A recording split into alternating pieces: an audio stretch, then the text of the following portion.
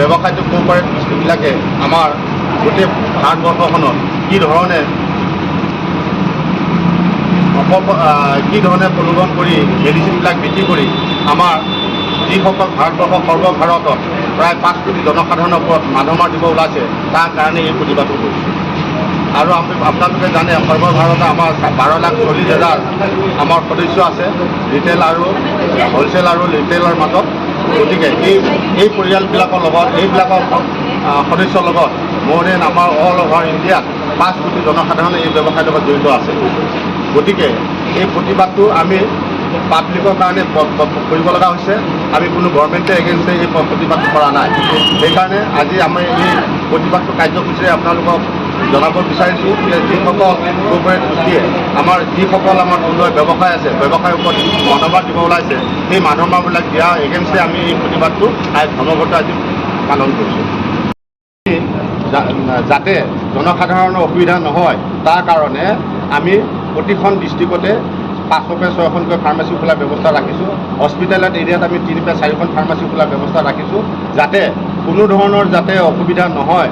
যিসকল পেচেণ্ট আছে তেওঁলোকে অসুবিধা নোহোৱাকৈ যিবিলাক ফাৰ্মাচী আমাৰ মেক্সিমাম আমাৰ ষ্টক আছে যে পাব্লিকৰ যাতে হাৰাছমেণ্ট নোহোৱাকৈ যিখিনি মেডিচিন ঔষধ দোকান ধৰিব পাৰে সেইবিলাক ফাৰ্মাচী আমি ঠায়ে ঠায়ে খোলাৰ ব্যৱস্থা কৰিছোঁ।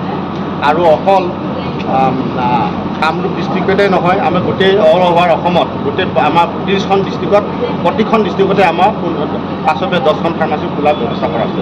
আৰু আপোনালোকে নিশ্চয় জানে আজিকালি অসম চৰকাৰৰ যিবিলাক হস্পিটেল আছে গভৰ্ণমেণ্ট নাৰ্ছিং হোম আছে আৰু গভৰ্ণমেণ্ট যিবিলাক হস্পিটেল আছে যিবিলাক মেডিকেল কলেজ খুলিছে তেওঁলোকে নিশ্চয় আপোনালোকে জানে তেওঁলোকৰ আমাৰ গভৰ্ণমেণ্ট হস্পিটেলবিলাকৰ ছাফিচিয়েণ্ট মেডিচিন থকাকৈ নিজাববীয়াকৈ ফাৰ্মাচী আছে। আৰু যিবিলাক নাৰ্ছিং হোম আছে তেওঁলোকৰ নিজাববীয়াকৈ এখন ফাৰ্মাচী আছে তাত উপযুক্ত মেডিচিনবিলাক মজুত আছে যাতে যিখিনি তেওঁলোকৰ পেচেণ্টৰ অনুযায়ী যিখিনি মেডিচিন লাগে সেই নাৰ্ছিং হোমবিলাকত সেই মেডিচিনখিনি মজুত আছে পৰ্যাপ্ত পৰিমাণে তেওঁলোকৰ হাতত মজুত আছে। আপোনালোকৰ কেমিষ্ট আৰু ড্ৰাগিষ্ট বন্ধৰ বিপৰীতে ড্ৰাগছ এছ'চিয়েশ্যনে তেওঁলোকে বিৰোধিতা কৰিছিল। ক'ৰবাত ফাৰ্মাচীসকলৰ মাজত আপোনাৰ কিছুমান বন্ধ নবনাকৈ এটা খেলিমেলি আছে কিন্তু আজি বহু ঠাইত গতিকে সেই বিষয়ত ইয়াত আমি ক'ব বিচাৰোঁ অলপ সৰ্বভাৰতীয় সংগঠনে যি ধৰ্মঘট আহ্বান কৰিছে এই ধৰ্মঘট ASOD আমি একমাত্ৰ স্বীকৃতিপ্ৰাপ্ত অনুষ্ঠান অসমৰ ASOD স্বীকৃতিপ্ৰাপ্ত আমি একমাত্ৰ অনুষ্ঠান।